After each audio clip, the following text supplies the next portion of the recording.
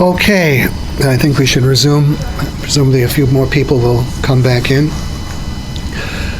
We left off, I was attempting to develop the point, to develop the scope of the need for wealth,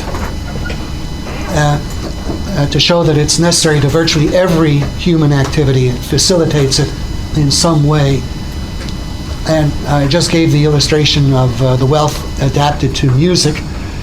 Now, the wealth adapted to art includes all of the books of art, reprints of paintings, museums, schools where art is taught. It hopefully will include, in years to come, these wall-mounted LCD monitors or plasma monitors. One of the things Microsoft is engaged in is buying up the rights to famous paintings around the world. That'll be something that'll be shown someday on these devices. Science, all of the laboratory apparatus, the university buildings, the textbooks of science, this represents wealth adapted to science. Take it away, and science would be reduced to a meager oral tradition, people scratching a circle in the sand with their toe, perhaps. We could not have anything remotely approaching the science that we have without very considerable wealth employed in its accumulation and dissemination. And I should have mentioned computers. That's certainly very important too in science. Athletics, the athletic equipment, the athletic stadiums, the television cameras, the television sets that enable people to watch these events. Human relationships. Just think how wealth in such forms as telephones, pens, paper, post offices, automobiles, airplanes, trains, make it possible to maintain human relationships over time and distance. If we didn't have these things, when a child moved any considerable distance from his parents and his childhood friends, that would be the end of those relationships. They would then exist just as memories. I wonder if any of you can think of an example of a human activity that is not improved in some way by the employment of wealth. Can you think of anything where that is just not true, that wealth makes no difference to the activity?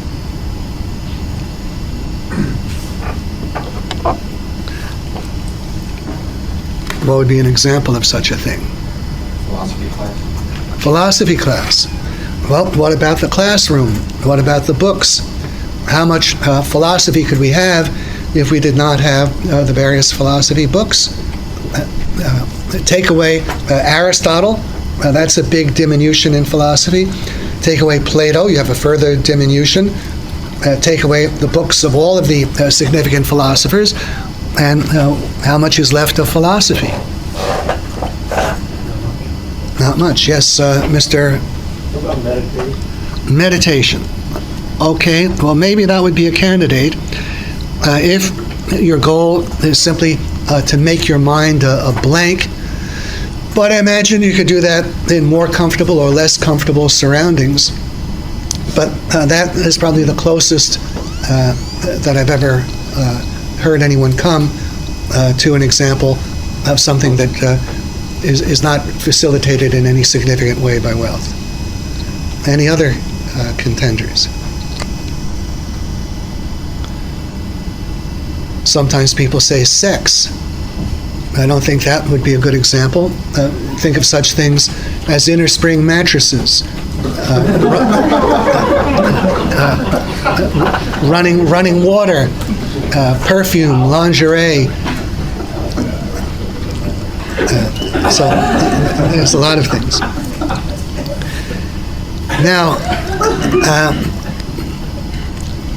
I refer to the psychological aesthetic aspects of the satisfaction of physical needs. We have certain needs that can be described as physical, our need for nutrition, our need for elimination, but our nature as rational beings and the psychology that entails introduces additional aspects in the satisfaction of our needs. When we eat, the food is not the sole consideration. There are related issues, such as the ambience, the atmosphere. We're interested in things like the china on which the food is served, the table setting. Is there music in the background? Are you seated in a plush, comfortable chair?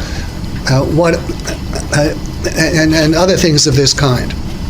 When we eliminate, we gain something important, I think, from things like indoor plumbing and proper ventilation. These are necessary for what you can call psychological aesthetic reasons. As rational beings, I think we also have a need for variety and novelty. A cow is content to eat the same kind of grass day in and day out. But human beings have a need for changes in their routine, breaks in the same pattern, which they find intellectually refreshing. And I think most of us find the appearance of new gadgets something very interesting and enjoyable. And when we buy major goods, newer models as replacements, that's something that's typically an enjoyable experience, buying a new car, something of this kind. And the fact that we derive intellectual refreshment from novelty and variety and are willing to do things for the sake of their novelty, this has important ultimate practical benefits.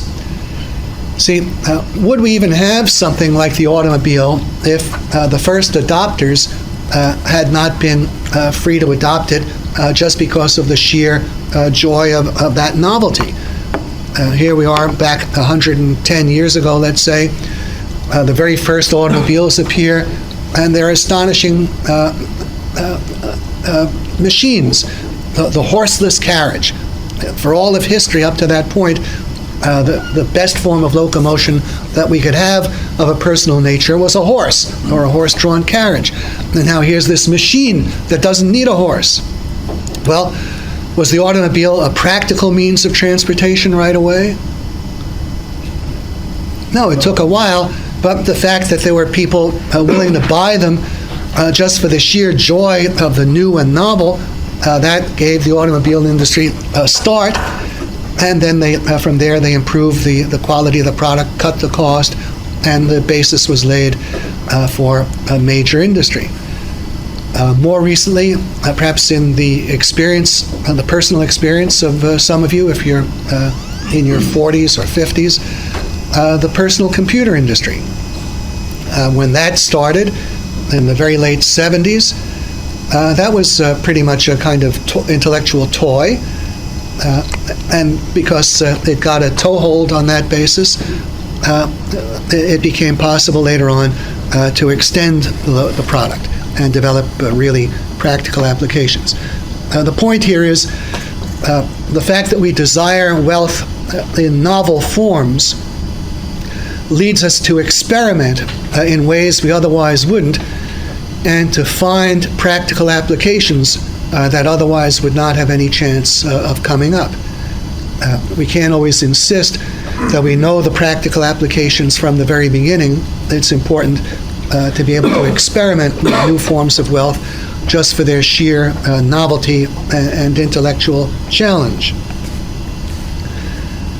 Now, I make a further point related, point 2, the perfectibility of human need satisfactions and the use of human faculties. Now, we pretty much have the same basic needs throughout man's entire presence on Earth. People have always had a need for nutrition, and they've had a need for health. They've had a need to be able to move. We have the faculties of seeing, hearing, tasting, touching, and the ability to think.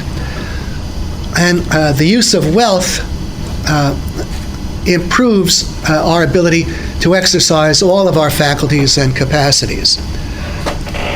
Let's start off with the wealth applicable to the needs for nutrition and health.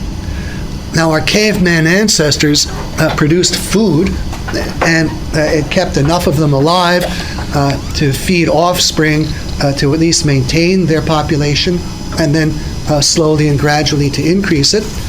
So they were satisfying their need for nutrition and health to some extent.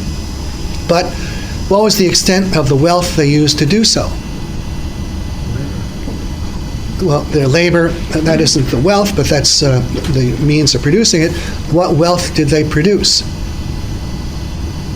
to satisfy their need for nutrition? Arrowheads, flint objects. All right, flint objects, arrowheads, spears, maybe slingshots, some primitive traps, nets perhaps to catch some fish. So this is some wealth employed in satisfying the need for nutrition. What's the extent of the wealth we employ today, directly or indirectly, in satisfying our need for nutrition? Slaughterhouses, distribution channels. Slaughterhouses, the distribution channels, what do you mean, the trucks and so on, and what else?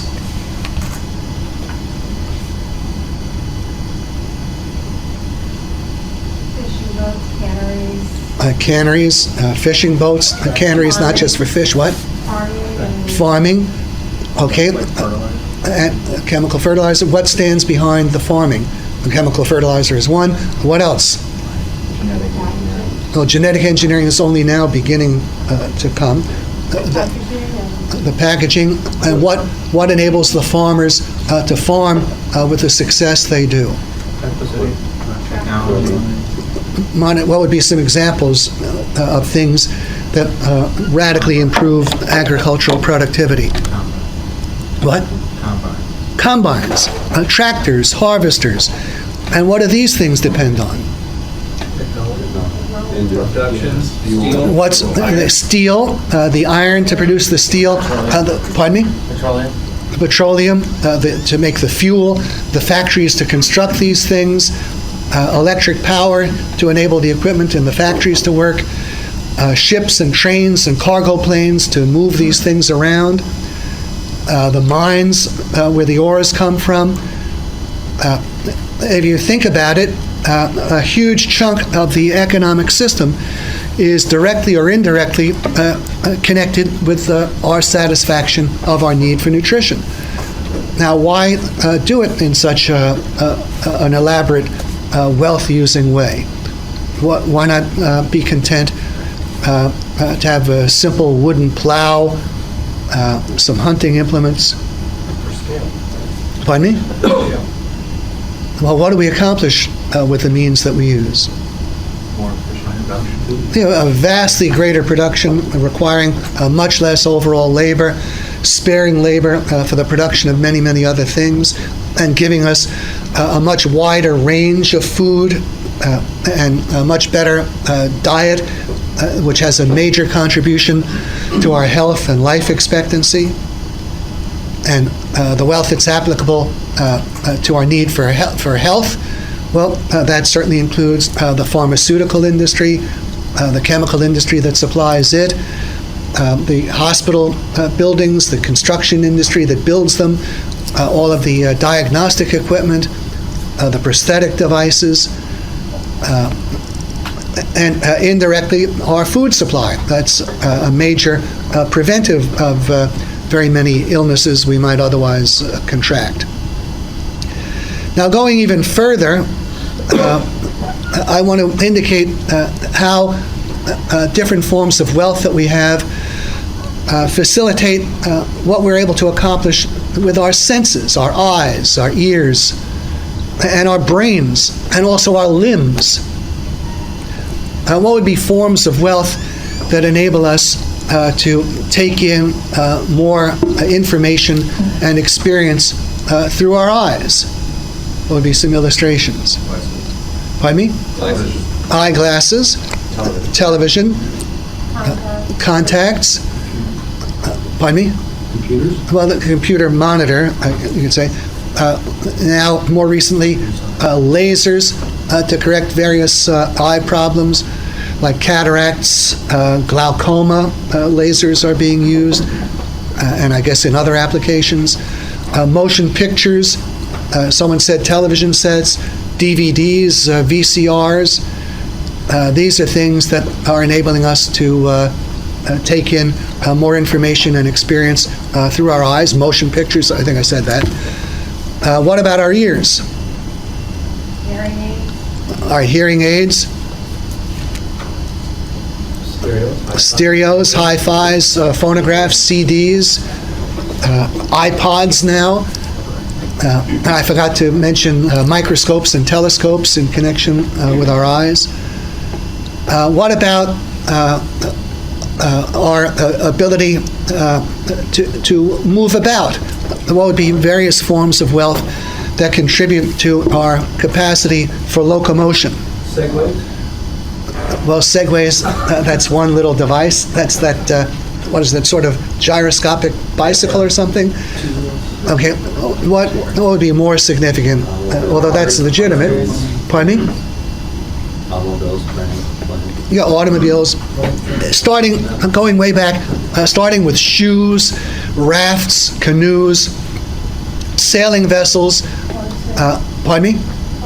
Horses, any other domesticated animal, camels, elephants, wagons and the wheel, oxen, then railroad trains, then automobiles, airplanes, rocket ships.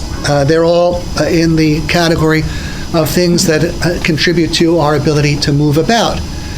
Now, their connection seems to be primarily through to magnifying the power of our legs, but think about the fact that any machine or tool is enabling us to accomplish more with one or other of our limbs.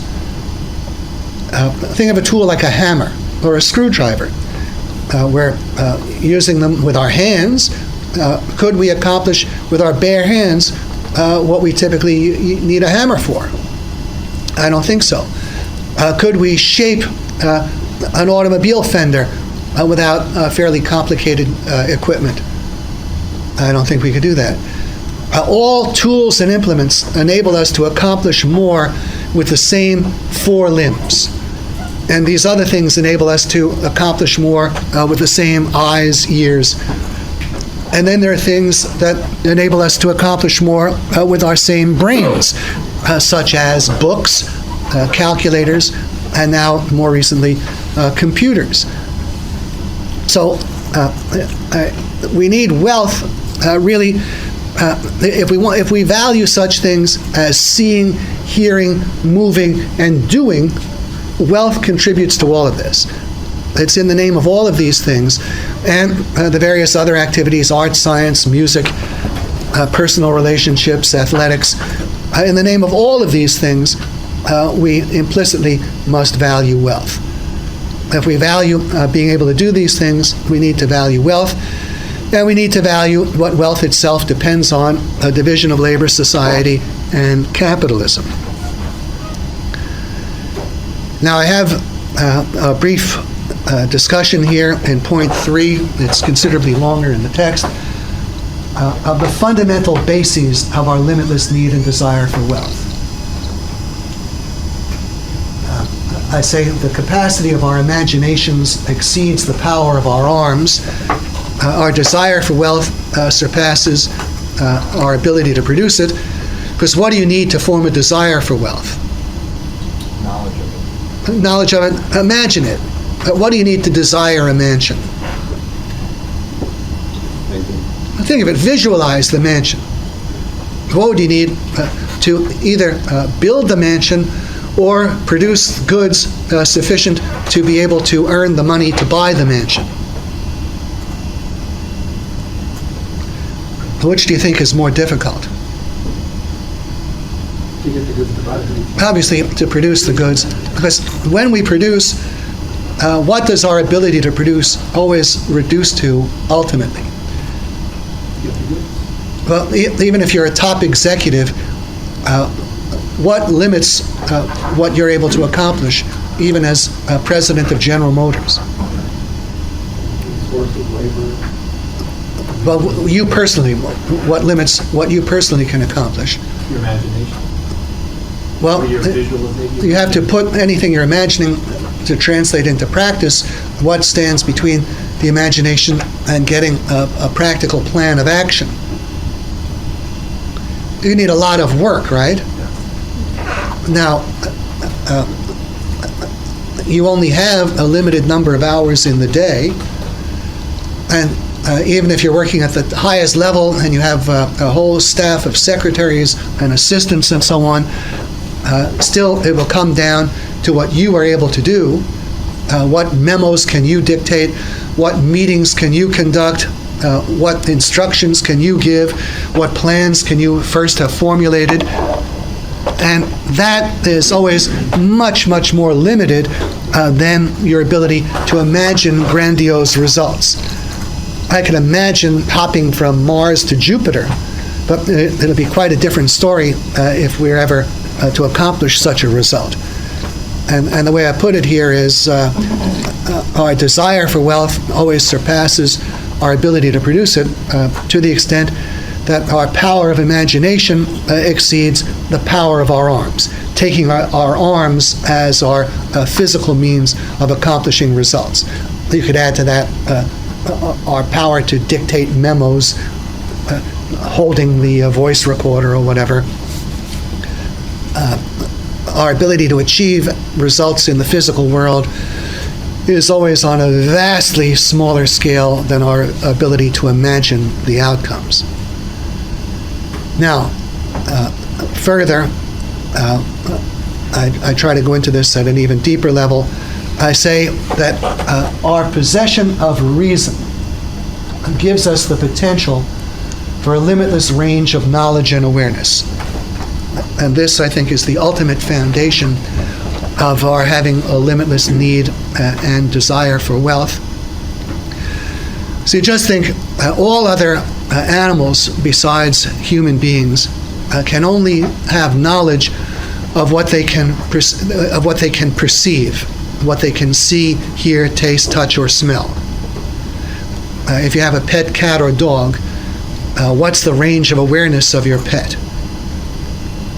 In order for your pet to be aware of a rabbit, he has to be able to see the rabbit, hear it, or smell it. If the rabbit is out of the range of his field of senses, he has no awareness of the rabbit. And all animals are limited to their range of sensory awareness.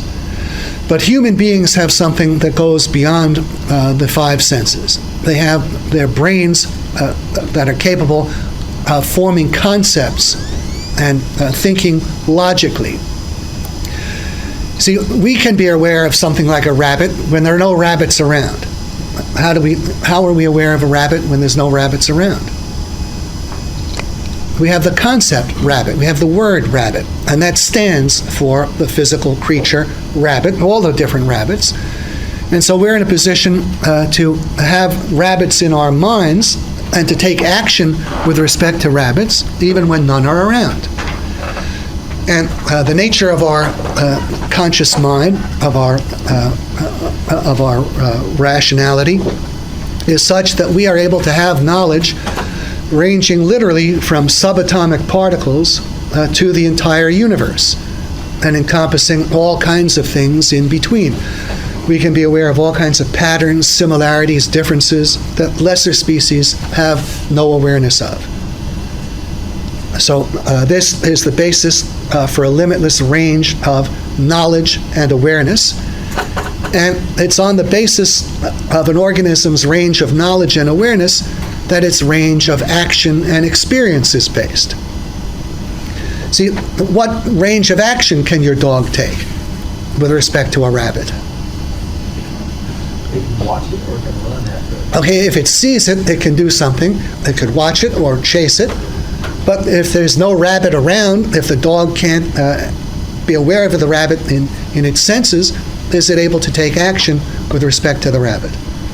Could your dog possibly say, these rabbits keep coming back on the lawn, and they're not here right now, but I know they'll be back, so I'm going to do something to greet them when they come back next time. Like I'll dig a hole that they'll fall in. That's unthinkable for a dog. But human beings are capable of such things, and human beings routinely take action with respect to things thousands of miles away and years in the future. I would be surprised if the company you work for did not have contractual relationships with companies either on the east coast of the United States or over in Japan or China, and did not have contracts extending 5, 10, maybe 20 or even 50 years in the future. Well, these things are possible because our form of consciousness gives us the ability to have knowledge of these things and awareness. So our range of knowledge and awareness underlies our range of action. We can act with respect to thousands of miles away.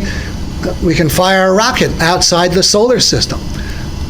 And our range of experience, too. The fact that we have the kinds of brains that we do enable us to listen to a piece of music and hear it very, very differently than our pet cat or dog hears it. You can listen to a symphony with your pet dog or cat, and it does not hear it the way you do. It doesn't hear the harmonies or melodies, and probably not the rhythm. You can look at a painting or a drawing, and you can see what it represents. Show the same thing to your pet, and it's clueless. So we're able to have experience of things like paintings, sculptures. We can perceive beauty in things. We can experience beautiful landscape grounds, works of fine art. Our pets cannot. We're able to employ all kinds of tools and implements and so forth because we possess reason the animals can't. Now, the fact that we have a limitless range of knowledge and awareness underlying a limitless potential for action and experience, all we need to do is add one further step, and that is that wealth is the material means of acting and experiencing. Wealth in the form of all kinds of tools, implements. This represents instrumentalities, means by which we act upon the world.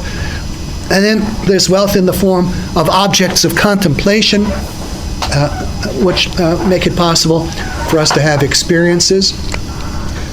We can also enjoy experiences in using means of action, like a bobsled or a snowmobile is a means of action, and it could also be an enjoyable experience. Wealth is a means to have actions and enjoyable experiences both through various types of actions and through objects of contemplation. And there being no limit to our potential for action and experience, there's no limit to our need for wealth. We need wealth to be able to accomplish anything we might want to accomplish.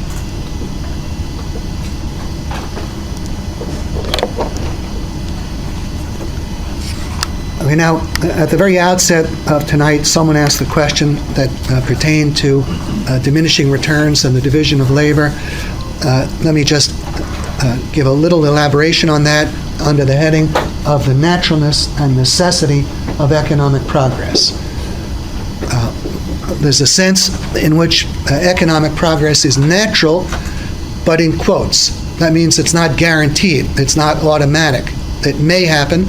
There's a reasonable basis for it happening, but it isn't automatic or guaranteed. And what would make economic progress natural and overcome problems of diminishing returns is what I refer to as the result of the use of reason as a constant. The use of reason as a constant just means that people are continuing to think, or large numbers of them are. Now, just imagine a society that has this as a dominant characteristic, the use of reason. An accompaniment of this, which needs to be explicitly named, would be a functioning educational system. Now just consider, what is the basic purpose of education? What is it supposed to accomplish if and when it's working? The improvement of individuals of the country so they can in turn to be productive members of society. Well, that's true, but there's a specific means, and that is to impart to the rising generation all of the significant knowledge accumulated by all of the previous generations. What education is supposed to do, I believe, is to pass on to the rising generation the sum of all of the significant knowledge of all of the previous generations. Now, what happens if the educational system is succeeding in doing that, by and large, and the rising generation can be characterized to a significant degree as itself continuing to use reason, continuing to think? What will be the outcome as far as the stock of knowledge goes? It should increase, because the new generation will start out with all of the previous knowledge and make its own fresh contribution, which will then be incorporated into the education of the next generation. So that next generation will start out with a better stock of knowledge than its parents. And what will happen if that new generation continues to think? Okay, then you have a further improvement in the stock of knowledge. So it's in this way that the stock of knowledge will tend to be progressive. It will be the result of the use of reason as a constant, incorporating under the use of reason a functioning educational system. So that's the basis, a fundamental basis for expecting the possibility of continuous economic progress. The fact that each generation is able to have a larger stock of knowledge than the generation before it. And that, of course, would include science and technology. And very closely related, there's a similar process with capital equipment. If we start out, if we improve the state of capital equipment, which we should expect to do if we have an improving state of technological and scientific knowledge, well, that should mean we should have some better capital equipment. And what should you be able to do with better capital equipment compared to the previous poorer capital equipment in terms of the results you can physically accomplish? You should be able to produce more, including capital equipment. To illustrate this, there was a time when there were no railroads, and the very first railroads had to be constructed on a foundation that did not include railroads. So that was quite difficult. But what was the effect on the ability to construct railroads once we got the first few railroads? It made it easier. We could build some bigger, better railroads because now we had the contribution of previously constructed railroads. And this could be dynamic. And the same point would apply to steel mills. The first steel mills had to be built when there were no steel mills. But once we got steel mills, wouldn't that make a contribution to further steel mills? Bigger, better steel mills. A further analogy or further example, not all that long ago there were no computers. The first computers had to be constructed without computers. But once you had some computers, what did that do to the ability to make computers? You could make bigger, better computers. And with bigger, better computers, how did that affect the ability to produce computers? The same way. So there's a kind of progressivity in the nature of improving capital equipment if it's joined by continual improvements in the state of science and technology. The better capital equipment will enable us to accomplish greater physical results, including the production of still better capital equipment. Now, none of this is automatic or guaranteed, but this process is necessary if we are to offset the operation of the law of diminishing returns. You see, the operation of diminishing returns can be offset through scientific and technological progress. If we didn't have continuing scientific and technological progress, what would be the effect of population growth?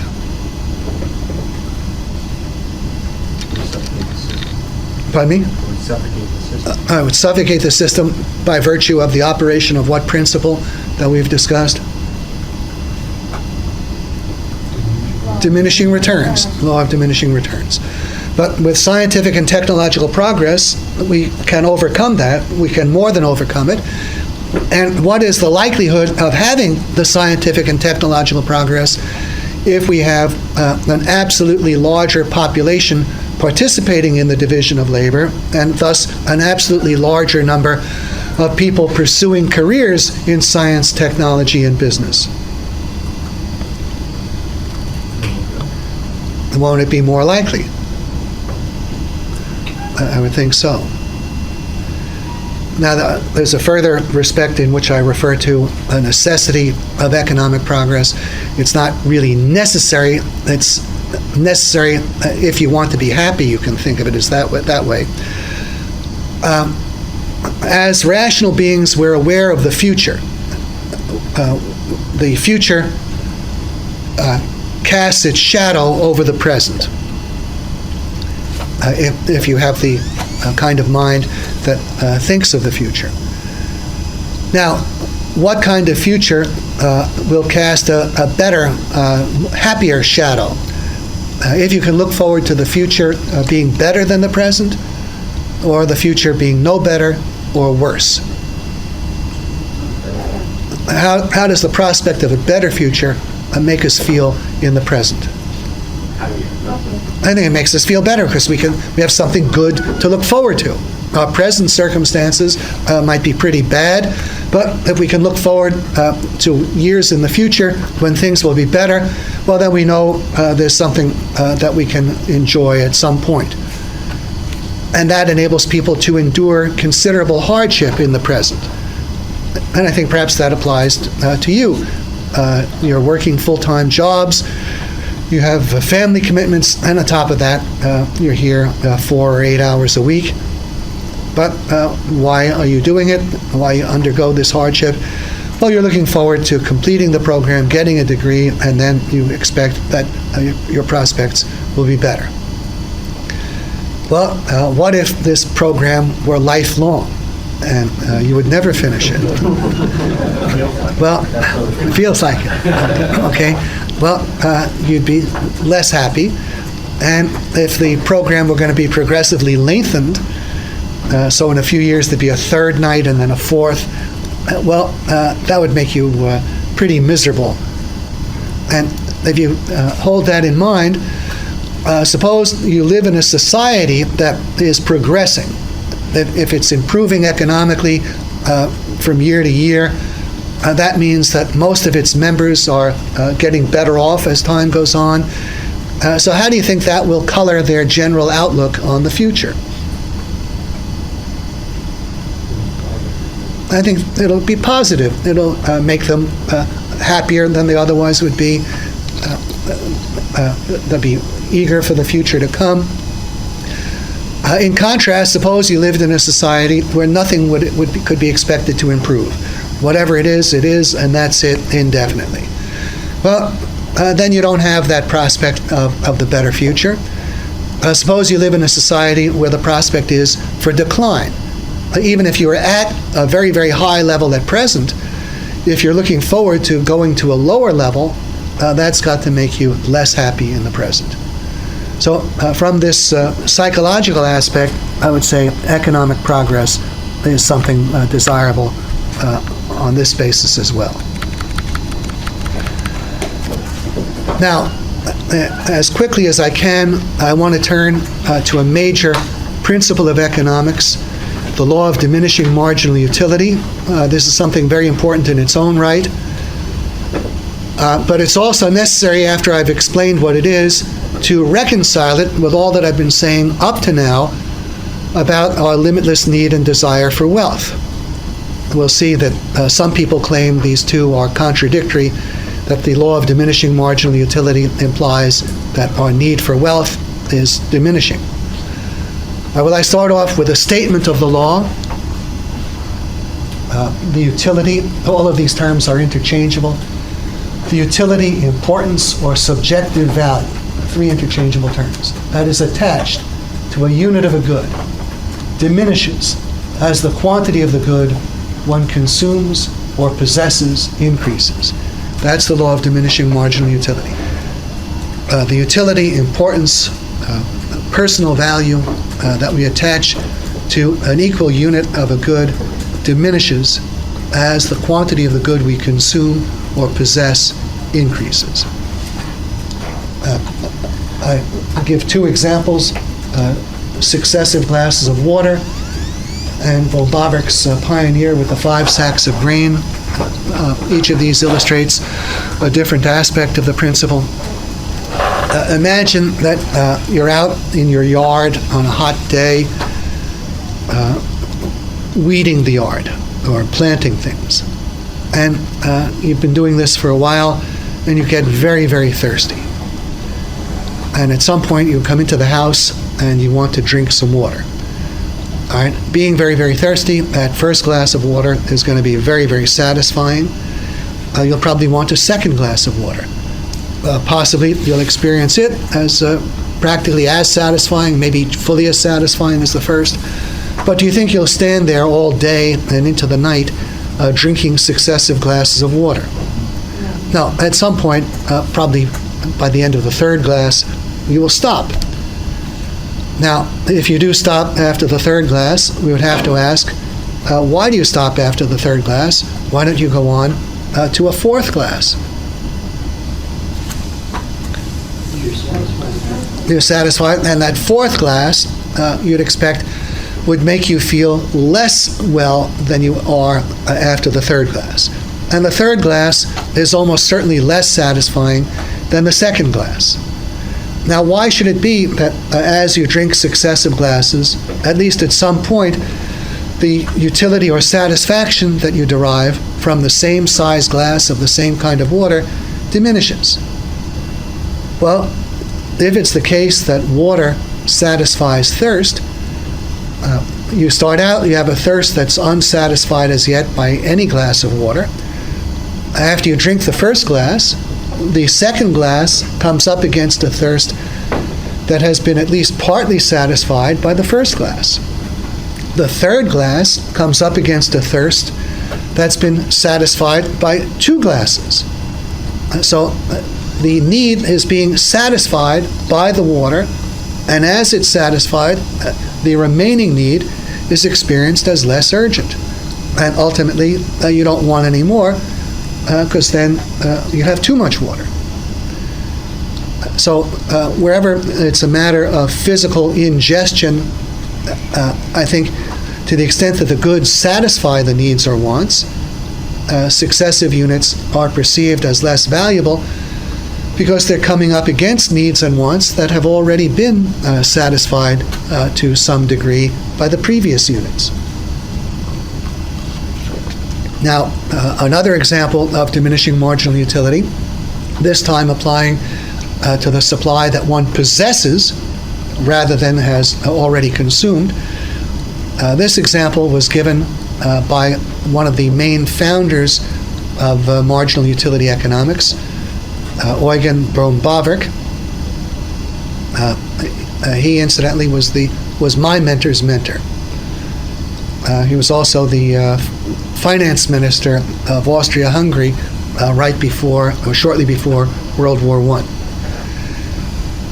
Now, an illustration that he gave of marginal utility was, imagine you have a pioneer farmer. He's got to make it through the winter. He needs a supply of grain to make it through the winter. He requires 1 sack of grain of a definite size in order to physically survive the winter, in order to provide him with enough food to get through the winter. If he has a second such sack, not only can he survive, but he will do so in good health. He will have enough to eat so that his health will be fully maintained. If he were to have a third sack, not only could he maintain his health, but he could also eat to the point of full satisfaction. He would experience the pleasure of feeling well fed. With a fourth sack, he could use grain to make a supply of brandy. With a fifth sack, he could accomplish everything with the first 4 sacks, plus feed a pet parrot. Now, imagine, we want to consider what is the importance of a sack of grain in different contexts of different total supplies. Imagine that our pioneer farmer has just 1 sack of grain. Extremely important. Okay, his life depends on it. Imagine that some animal is threatening his one and only sack of grain. What would he be willing to do to save it? He'd risk his life, because if he loses the sack, he's dead. So he'd be willing to risk his life to save it. Now, if he has 2 sacks and an animal is threatening one of the sacks, or anything is jeopardizing one of the sacks, that's still very, very important, but not quite as important as the first and only sack, because less depends on it. The dependent wants are less important. His health, however important it is less important than his very life. A third sack would be experienced as still less important, because now his health isn't, not even his health is dependent on it, it's his satisfaction. Would he be willing to do as much to save the third sack as the second? I don't think so. And on down with a fourth and fifth. So notice, here you are, you have an illustration.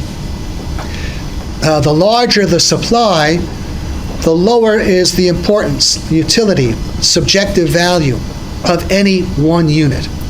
The importance of a given unit depends on how many units one has. Why? Because if one loses any given unit, the loss in want satisfaction will be less the more abundant one's supply. Let's carry this a little bit further.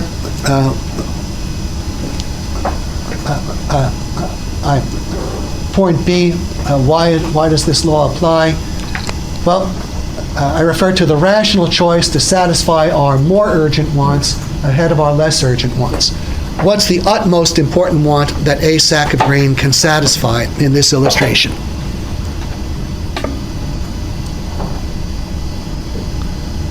What's the utmost important? His survival. So if you have 1 sack of grain, you devote that to providing for your survival, right? Now, what's the utmost important use to which a second sack can be put, given that you already have 1? Providing for your health. That's the most important use open to it. What's the most important use open to a fifth sack, given that you have 4, and those 4 have been devoted to the 4 most important uses? Feeding the parrot is now the most important use for a sack of grain. For the fifth sack, you've devoted, you see, each sack is devoted to its most important use. What does that imply about the most important use remaining for the next sack? It's less important. The most important is taken off the table. Then the second sack goes to the next most important. That's taken off the table. The most important uses are being taken off the table. And so the most important use remaining is progressively less important. So with that Yes. said, I just can't help but think about the concept of wealth redistribution. Yeah. If the amount of wealth that somebody has is less important to them because they have that much more of it, Yeah. why wouldn't you make the argument that you would redistribute the wealth to somebody who might value it more or depend on it more for their survival, or Okay. maybe use it more efficiently? That's a very, very good question. And many, many economists have come to just the conclusion that you're asking about. If it's true that there's diminishing marginal utility, then isn't it true that $100 or whatever to a millionaire is much less important than $100 to a poor person? And therefore, they conclude, wouldn't marginal utility overall be improved if we take away a relatively small marginal loss from this rich or high-income person and give it to a poor person who will satisfy needs of greater urgency? Now, I would say there's an element of truth in that and an element of fallaciousness. There's a mixing of contexts. See, if we look at one and the same given individual in 2 different circumstances, in one he's poor, In another, he's richer. And we ask, well, what's the importance to this individual of $100 when he's poor compared to when he's rich? Well, it's greater when he's poor than when he's rich. But it's a very different story if we're mixing individuals, trying to cut across among different individuals. Now we need to ask, what is the importance of the marginal unit to you, your marginal unit, your marginal $100, that will enable you to have dinner at a nice restaurant, let's say, versus the importance to you of giving that $100 to some stranger on the other side of the country or the world. Which is of more importance to you? Your dinner, your luxury dinner somewhere, or the rice ration for people you have no connection with? Now, some people might say it's their rice ration. Now, if that's really true, what course of behavior would you think would follow from that? If it were really more important to you to provide some stranger's rice ration than your own luxury dinner, what would you be doing with the money? You'd be donating it, you'd be providing their rice ration. Now, do you think that that necessary food in someone else's stomach, unrelated to you, unconnected to you in any way, do you think that that is more important, honestly, than your dessert? Pardon me? Well, I mean, it just goes to show how the psychological emotions overtake people. I'm not quite sure I understand the appraisal at the end. The wacko could be interpreted to apply to the people who don't give the rice ration or to the people who are urging them to do it. I'm not clear on what you have in mind, but either way, it's okay. But you see, there is a big difference between food in your stomach, food in your spouse's stomach, food in your children's stomach, and food in the stomach of people you've never met and have no connection with. It may well be the case that a mother will perceive food in her children's stomach as more important than food in her own stomach. From her own point of view, she values the life and health of the child possibly above her own, and that can happen. But would that mean that she would value the life and health of someone else's child above the life and health of her own child? That does not follow. Does it mean that she will value the necessities of strangers above her own luxuries? That does not follow. Now, people can attach some importance to the needs of strangers. I've indicated we have aesthetic, psychological needs, and I think we're all, we go to movies and we watch television shows, and we have no personal connection with the characters in the shows. But if there's some innocent victim about to be murdered by some heinous butcher, we want the police to get there in time to stop the prospective killer, right? And we get personally very involved. Or we read exciting stories, and we're on the side of the helpless and the innocent against the perpetrator of evil. And so we spend money buying books and going to movies and so on. And I think very, very similarly, we would like to see people avoid disaster and catastrophe. We would like to see a world in which no children are hungry, in which everyone is reasonably well provided for. And we're willing to do something about it up to a point, but the point does not go very far.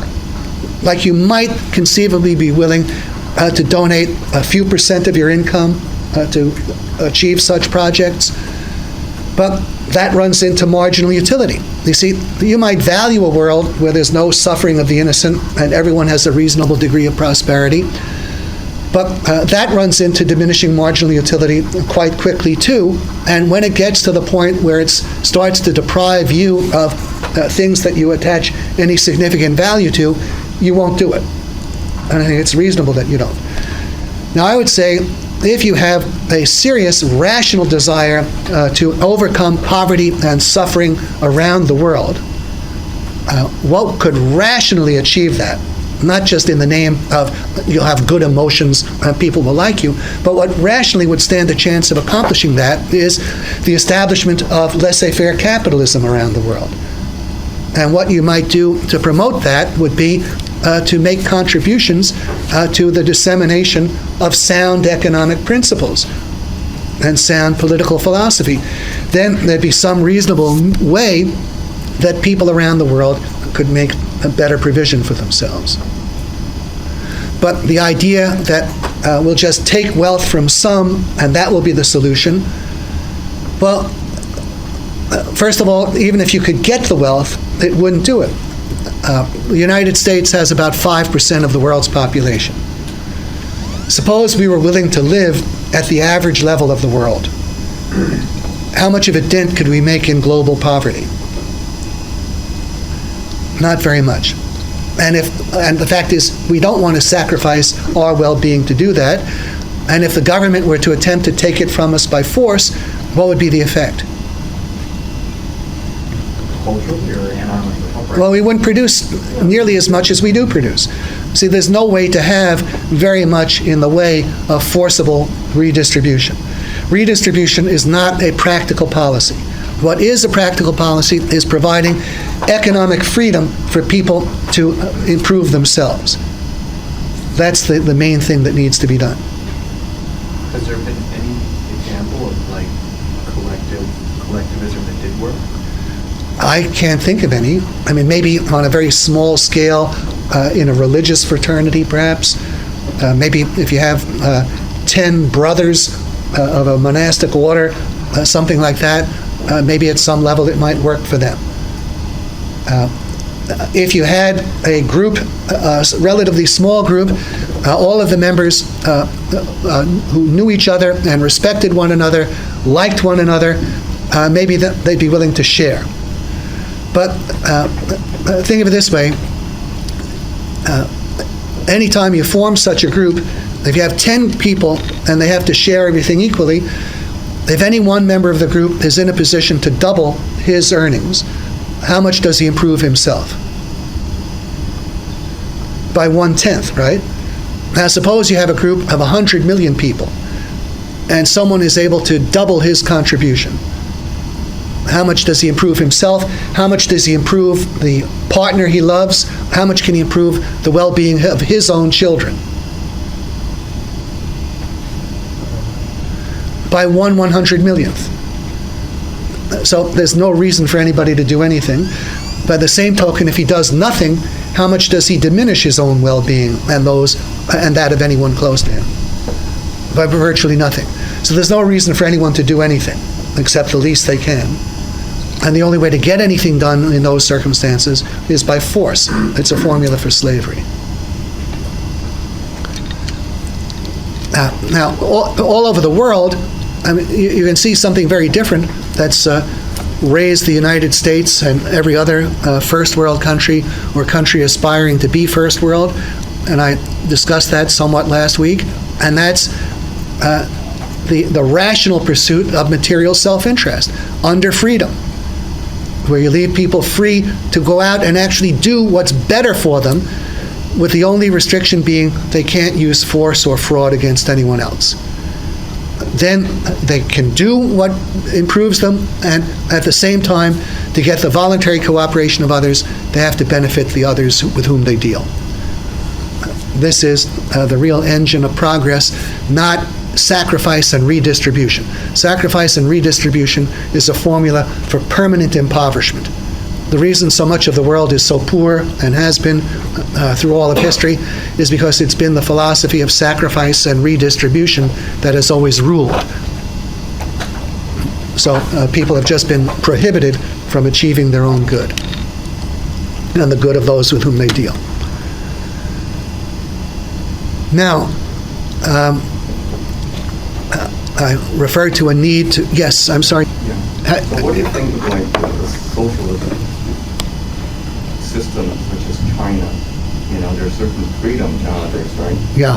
For the population to pursue certain economic gains and stuff. Yeah. So the state still controls some of the, I guess, the basic provisions, et cetera, right? Yeah, China still has a dictatorship, and the state controls the press. It owns many branches of production. But what explains the great progress that China has made is the parts of the economy that have been freed up to foreign investment and individual entrepreneurs. So China is a mixed case, but I think it's a dramatic demonstration of the tremendous improvement that follows from freeing up self-interest. That's the point I was trying to make. If they had stuck with the policies of Mao Zedong, they would not have improved. Now, wouldn't you think that if that works in that mixed model like you're describing, they seem to be better off than certain other free countries like Haiti. Like what? Haiti. Haiti. And some other, let's say, more impoverished countries, right? So wouldn't you say that maybe a similar system would be more beneficial to those other nations? All right, now you refer to Haiti as a freer country than China. I would have to question that. I mean, in some superficial ways, maybe.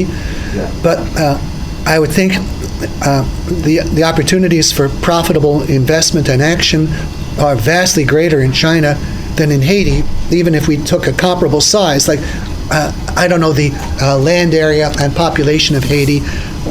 It's some thousands of square miles, however many hundreds of thousands or millions of people.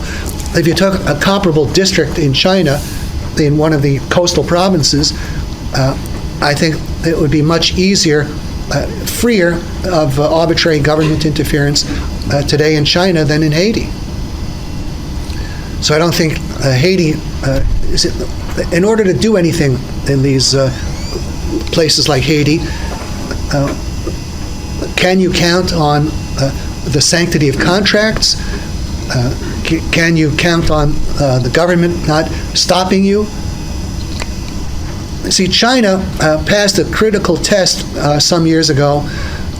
There was a McDonald's that opened somewhere in the heart of Beijing.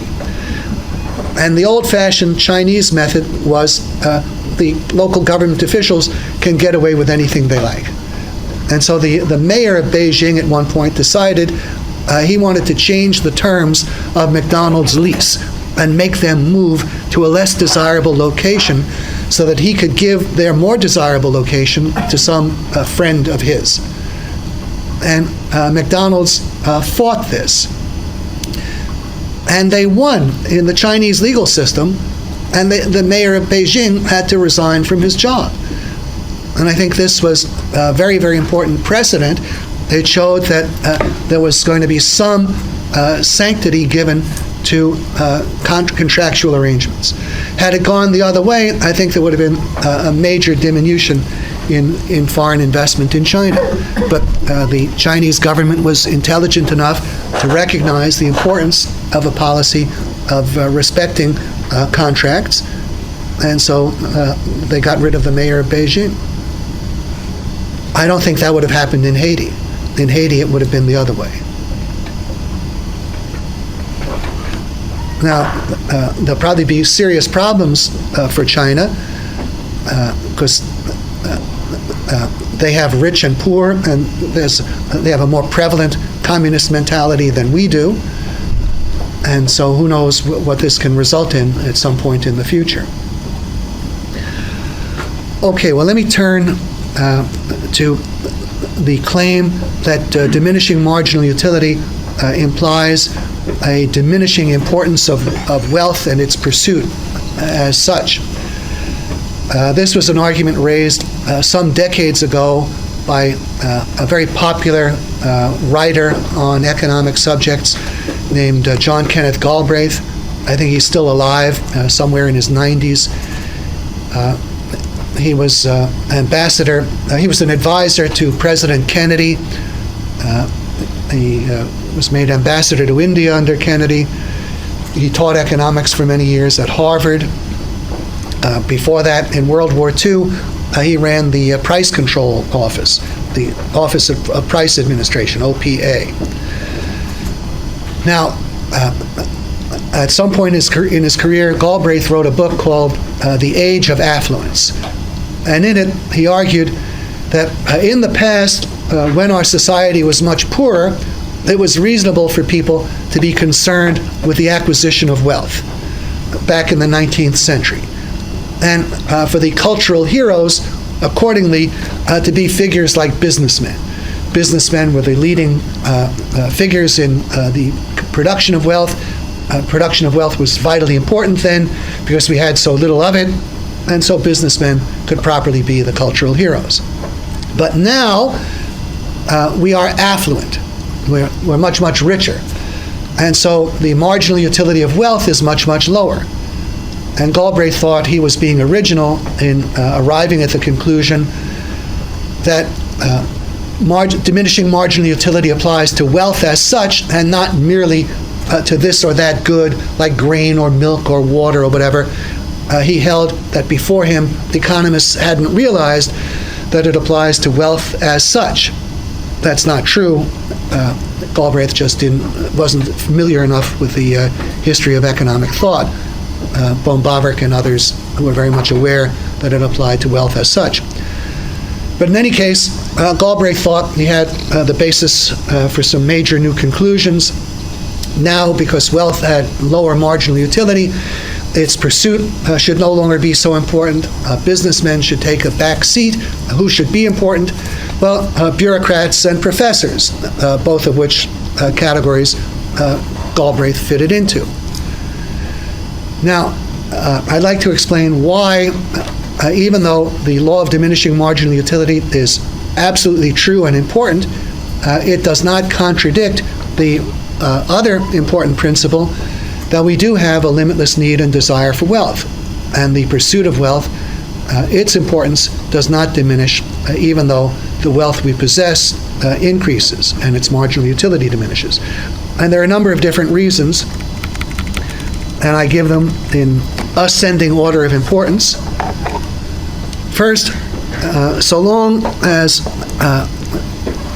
there is any marginal utility at all to additional units of wealth, the utility of a larger supply is always greater than the utility of a smaller supply.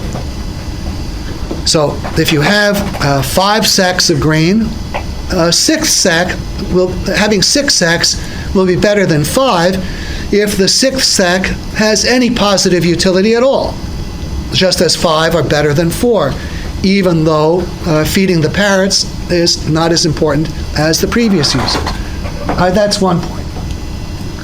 More important, perhaps, is that the availability of more wealth as a general phenomenon is caused by a process that at the same time raises the marginal utility of additional units of wealth in comparison with what it would otherwise be. As I say, i.e., more efficient methods of production are accompanied by new types of consumers' goods, which represent new, more important uses for wealth.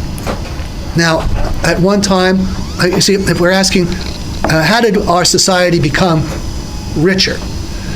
Well, a major part of the story goes to such things as the invention of the electric motor, the internal combustion engine, things that brought about widespread major increases in the productivity of labor. That's how we got richer. But what were these things accompanied by? Did we use the electric motor and the internal combustion engine simply to produce more of the kinds of goods that we knew about before these advances? Did we use them to sate our need for things like candles and lanterns and ox carts? See, had these new means of production been confined to producing just the old kinds of goods, larger quantities of those goods would have resulted in rapidly diminishing marginal utility. But what happened to the fall in marginal utility when, along with the electric motor, we got all of the electrical appliances? And with the internal combustion engine, we got the automobile and other consumer devices. Let me try to put it this way.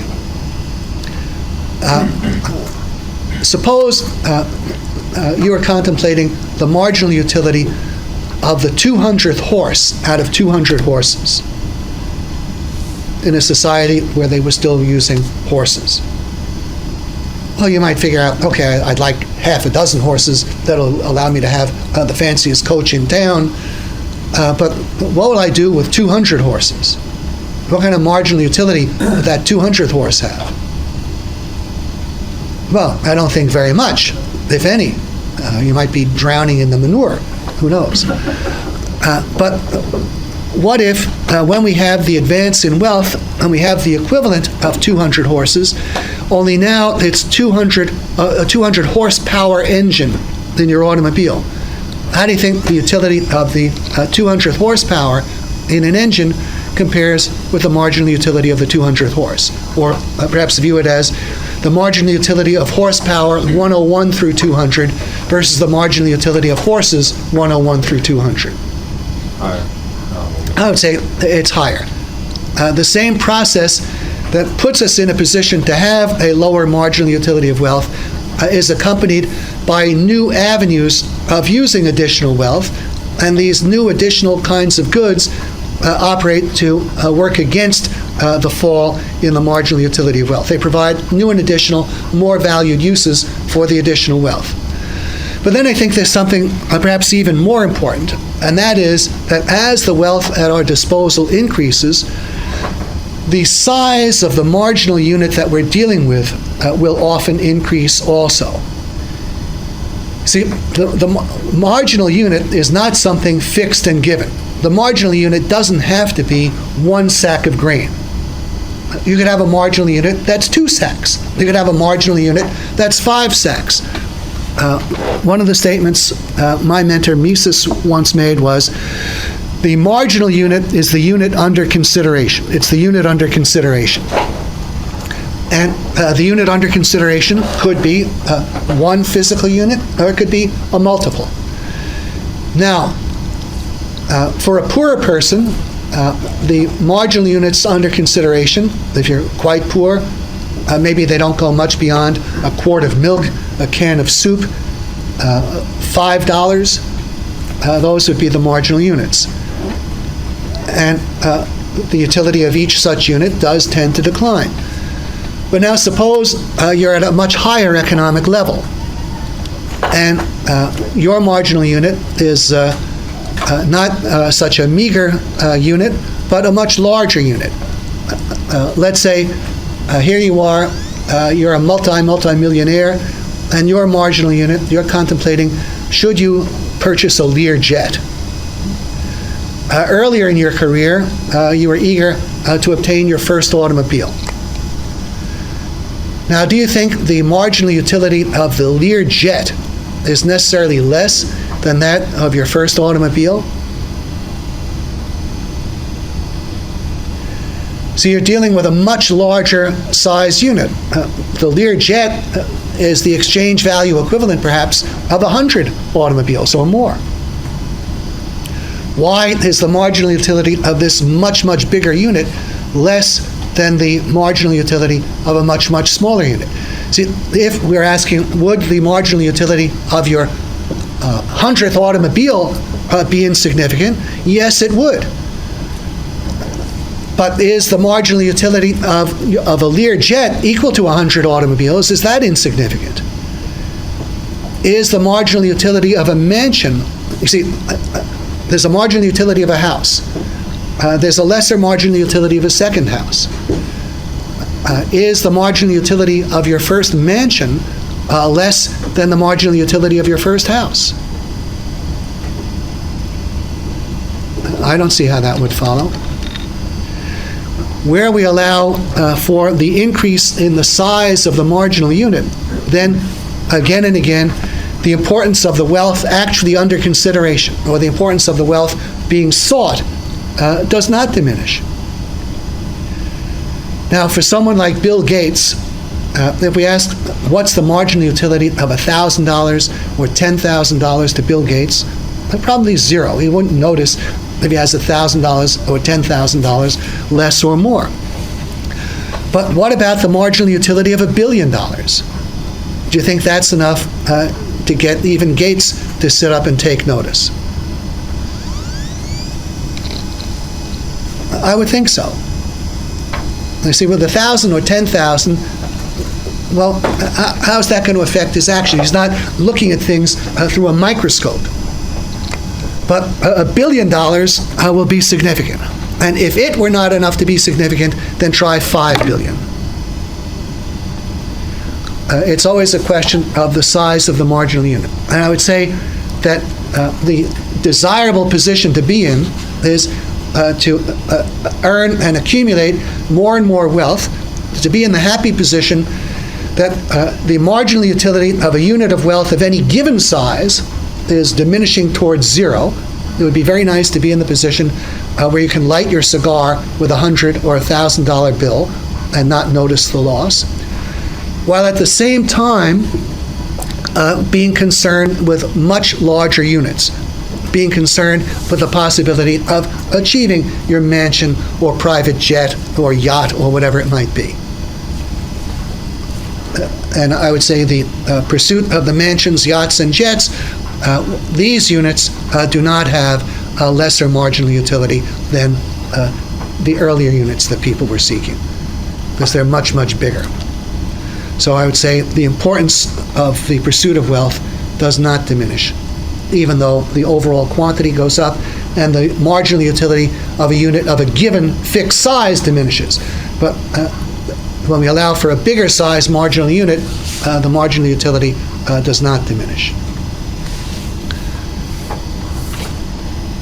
Now, I'll just name one important application of the law of diminishing marginal utility, perhaps its most important single application, but by no means its only one. And this was the resolution of the seeming paradox of value confronting the old classical economists. The first thought of economists in explaining prices was to consider the utility of goods. The natural inclination of the early economists was the more useful something is, the more valuable it should be. But they quickly ran up against a seeming major contradiction of this. Because after all, what could be more useful than something like water? What is less necessary than something like diamonds? But which is almost always much more valuable? Diamonds are almost always much more valuable than water. And so the classical economists thought that there's a kind of paradox of value, that very often the most useful things are the least valuable, and the least useful things are the most valuable. And they thought they had to find a different explanation of exchange value and prices, another explanation besides utility. And they came to the conclusion that while it's necessary for things to be useful in some measure in order to have value, if they had no usefulness at all, they wouldn't be valuable. The measure of the utility is not the measure of the value. What determines the value is something different, and their conclusion was that what governs value is cost of production. Cost of production. Why are diamonds expensive and water cheap? Because typically diamonds cost vastly more to produce than water. Water is typically virtually free to acquire from nature. Diamonds have to be laboriously dug out of the ground. They have greater cost. That's why they're more valuable. Now, the principle of marginal utility makes it possible to connect value with utility. You see, what the classical economists were doing, and whoever else thinks that water is more valuable than diamonds, more useful than diamonds, they're looking at all the water versus all the diamonds. They're looking at the most important uses for water versus the most important uses for diamonds. There, water wins. But if we look at things in terms of marginal utility, suppose you have an abundant supply of water. Suppose you have ready access to water. You have all the water you can possibly drink, all the water you need to wash with, to cook your food with, clean your animals, give them water, even spray the beer cans down your driveway with your hose. So you've got plenty of water. Now, imagine that for all possible uses of water that you could possibly think of, let's say you need 1,000 gallons a day. 1,000 gallons a day of water satisfies all possible uses you can think of for water. But you have available to you 100,000 gallons of water. What's the marginal utility of gallons 1,001 through 100,000? Zero. I mean, what want satisfactions do you have to give up if instead of having 100,000 gallons, you had only 1,000 gallons? would anything be lost? Would you go thirsty? Would you be unable to wash, unable to clean things? No. So there would be zero marginal utility to gallons of water 1,001 through 100,000. Those 99,000 gallons of water would have zero marginal utility. But what about the first carat of diamonds?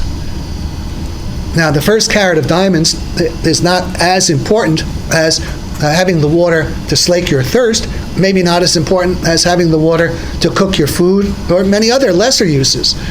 But how does the value of the first carat of diamonds, which may look very, very pretty and might make a nice token of your appreciation to the love of your life, how does the marginal utility of that first carat of diamonds compare with the marginal utility of gallons 1,001 through 100,000?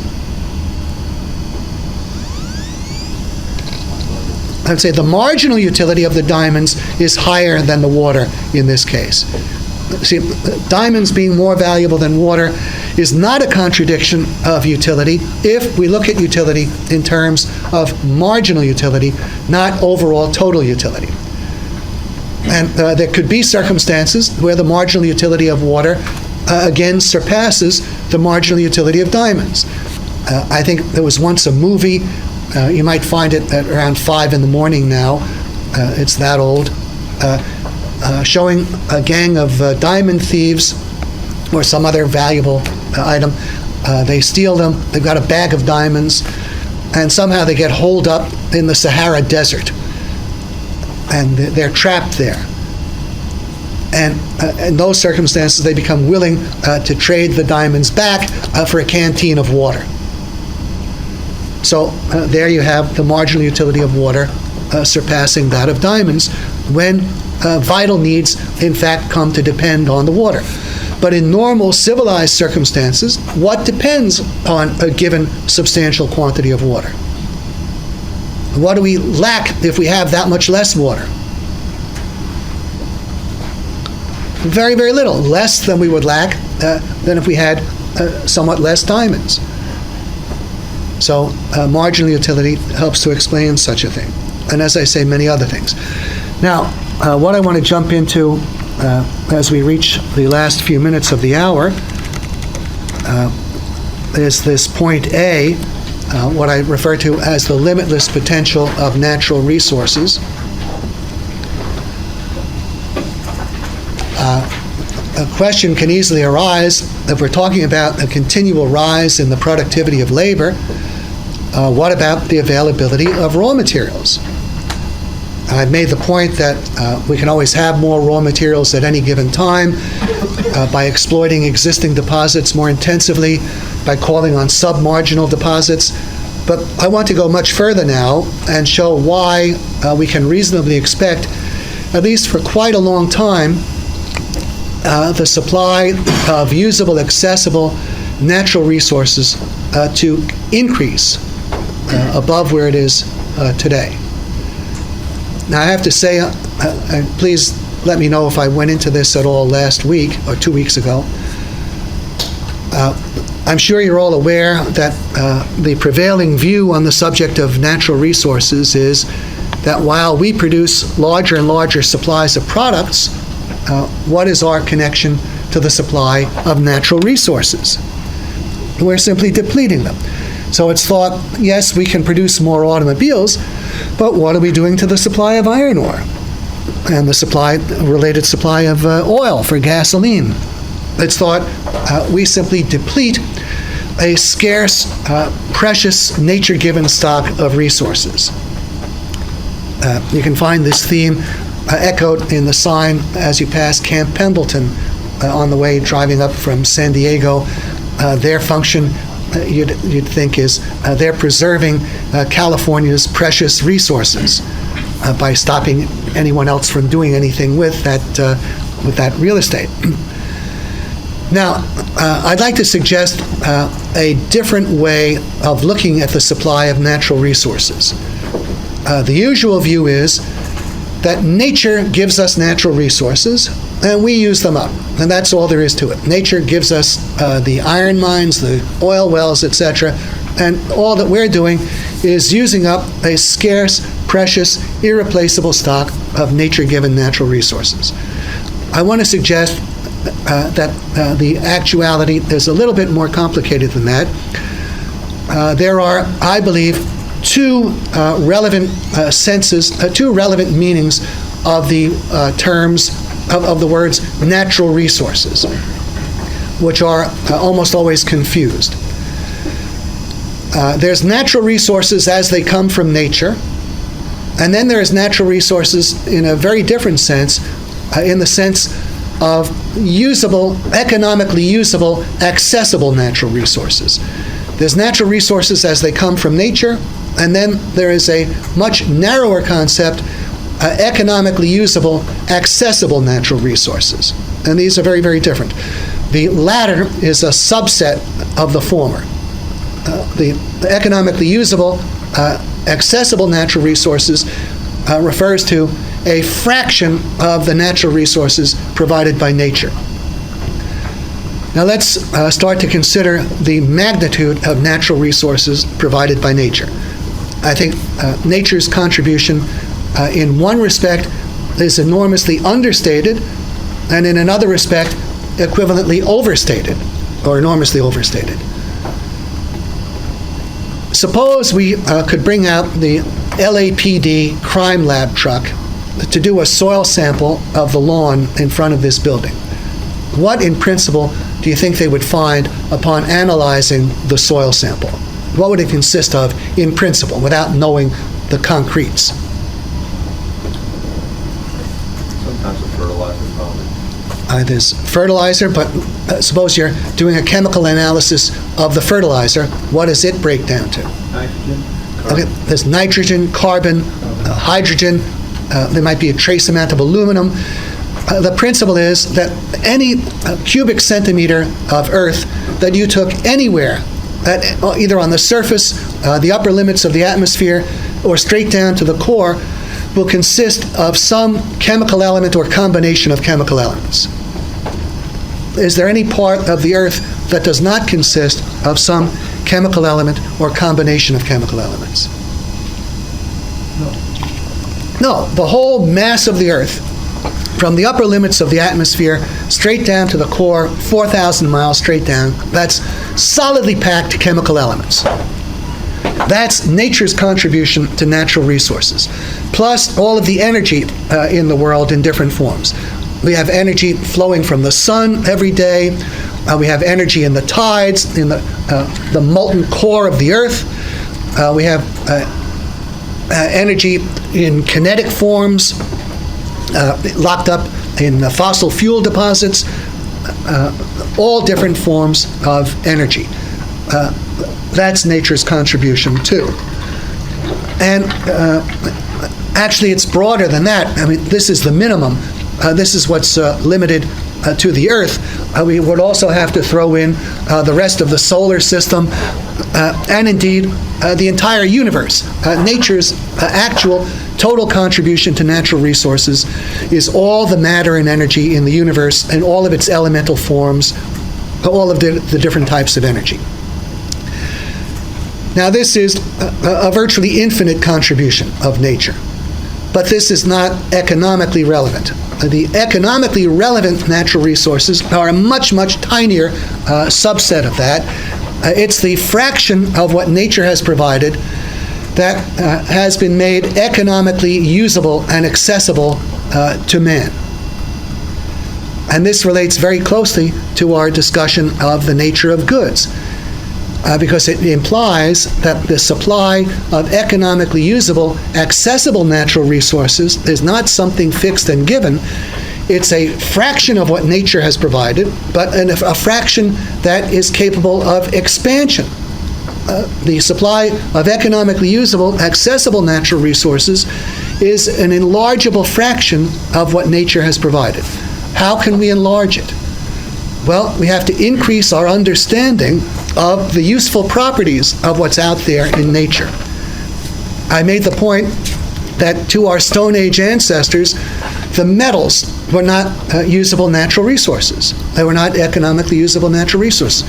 First, people who had to identify what uses could the metals have. Petroleum only became an economically usable natural resource, any kind of natural resource, economically accessible, recognized, sometime after 1850. I pointed out other things.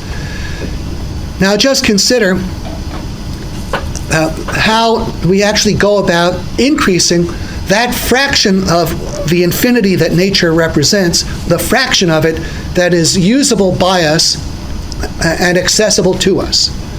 Economically usable by us and accessible to us.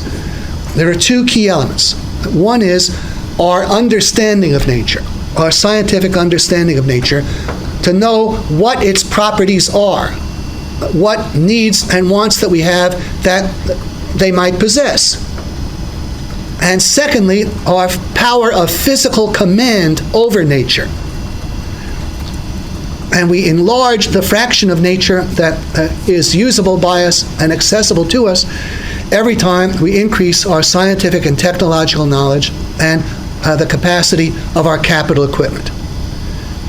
Let's take various types of examples.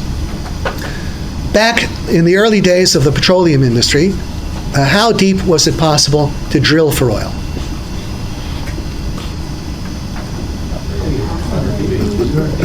100 feet. I mean, after all, as you go deeper, the drills can crack. You need metals that meet high performance characteristics. Today, we have oil wells that may go down 5,000 feet, maybe deeper. There are natural gas wells, I think, that go down 35,000 feet. Now, just consider, in one state of technology and capital equipment, we may only have access to wells, to oil deposits that lie within 100 feet of the surface. And then there are many deposits that may lie within 100 feet of the surface, but which may have a high sulfur content, and they were unusable for a long time. One of the important contributions of Rockefeller and the old Standard Oil Company was to develop the process of petroleum cracking, which made it possible for the first time to use petroleum deposits with a high sulfur content. They found a way to separate out the sulfur from the usable petroleum. Now, what effect did that have on the supply of usable, accessible petroleum deposits? It increased it. What is the effect every time we develop the ability to drill deeper without having to use an inordinate amount of labor? That increases it. What's the effect of satellite photography on our ability to identify petroleum deposits? That increases it. As we achieve an ability to go deeper, to go into regions we previously couldn't go into, that is enlarging the supply of usable, accessible petroleum. Now, fairly recently, the tar sands up in Alberta, Canada, I think I touched upon them earlier tonight. They had been previously altogether unusable. It's not just that oil is above $30 a barrel. There have been substantial improvements in the technology of extracting that oil to make it feasible to be profitable with the price merely being above $30 rather than being above $50 or $100. Now, geologists know that in our own Rocky Mountain states, there are deposits of petroleum in rock formations rather than a liquid form. Shale oil. Shale is oil in rock formation rather than a liquid state. But the amount of oil that's there is on the order of 10 times larger than the oil reserves of the Arabian Peninsula. What would be the effect on the supply of economically usable, accessible petroleum if and when a commercially feasible method of extracting oil from shale were to be developed? It would be multiplied beyond all previous supplies. Now, what this would require, this would take some significant breakthroughs, but it's certainly something that could happen. Beyond that, it may very well be the case someday that you'll have commercially feasible hydrogen fusion. How abundant is hydrogen if it could become a commercially viable source of fuel? It's the most abundant element in the universe. So the idea that we're stuck on a shrinking resource base, this is really not true. The reality is that over the last 200 years, even though we're taking more resources out of the ground, the supply of the proven reserves of practically every mineral have increased right along with the production. The usable, accessible supplies have grown. And you can understand this in further ways. For example, when people wanted to mine iron in 1800, how did they do it? Well, picks and shovels. Later, we got high explosives. We got the ability to sink mines deeper with structural steel mine shaft supports. We developed nitroglycerin, TNT. Still more recently, we can blast the tops off of mountains and go directly at the deposits. Now, up to now, with the exception of some offshore oil wells, all of our mining activity has been confined to the land area of the world. And not all of that even. There are still inaccessible regions. When transportation is improved and more territories open up, that increases the usable accessible supply. But notice, how deep do the deepest mines go? Presently. Pardon me? Maybe on the order of a mile. I think there's a gold mine in South Africa that goes down about a mile. And that, I think, is about the deepest. But there are natural gas wells that go down maybe 5, 7 miles, conceivably 10 miles. I'm sure there's nothing that goes deeper than 10 miles. But just think how we're literally up to now just scratching the surface. And not by any means the whole surface. As a maximum, the 30% of the surface that represents the land area. But we're already at the point where undersea mining operations are becoming feasible. Through robotics and fiber optics, you could start to have undersea mining operations. That's something that could develop over the rest of this century. And if it did, what would be the effect on the supply of usable, accessible minerals? Everything up to now would look like relatively small change. And if we could go down 2 miles as a maximum instead of 1 mile, what would that do? That's a tremendous advance. Now, it might be that we're locked into where we are today and we'll be faced with a dwindling supply. But that need not be. The possibilities are out there. The stuff is out there in nature. What it takes to get at it is increased scientific and technological knowledge and improved capital equipment. And what it takes to bring all this to bear is if you have a society of highly motivated people who stand to make substantial personal fortunes if they have significant success and are free to go at it, well, what do you think the odds are if you have motivated human intelligence free to work on nature? What do you think the odds are on the fraction of nature that we can find good uses for? I would say the odds are very heavy that we'll have an increasing fraction of nature that we can put to our use. And that's what has happened over the last 2 centuries or more. But we do have the ability to stop the process. We can prohibit all possible new developments. We can take away the incentives. And then we'll be stuck with what we have and faced with the dwindling supplies and rising real costs. I made the point that rising population would cause diminishing returns. Well, even if we have a constant population, but we have no further economic progress, there'll be diminishing returns in mining because we have to dig deeper. The strains of ore become less pure. There's a certain amount of economic progress we need just to stand pat in mining. And if we stopped economic progress, we would be faced with diminishing returns there. Okay, well, I think I've covered practically everything. I'll leave you with one last thought.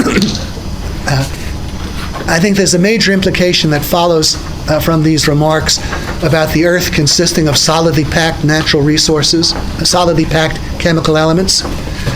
If you keep that in mind, an implication is that whenever we produce things, that whenever we have economic activity, if we look at it from the point of view of physics and chemistry, all that is entailed is a movement of the same nature-given supply of chemical elements from one place to another, and from some combinations to other combinations.